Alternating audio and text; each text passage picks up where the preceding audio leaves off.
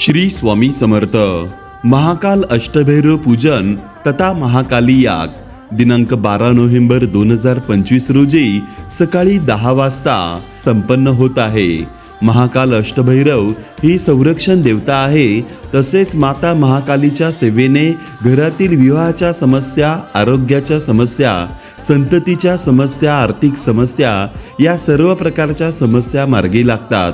तसेच महाकाली माता ही काळावर विजय मिळवणारी देवता असून या देवतेच्या सेवेने विजय प्राप्ती होते व कोर्ट प्रकरण निकाली लागतात व कालभैरव हे भगवान शिवांचे अंश असल्याने काल सर्प दोष, राहू केतू यांच्या दोषापासून मुक्ती होते व आत्मबल प्रबळ होते।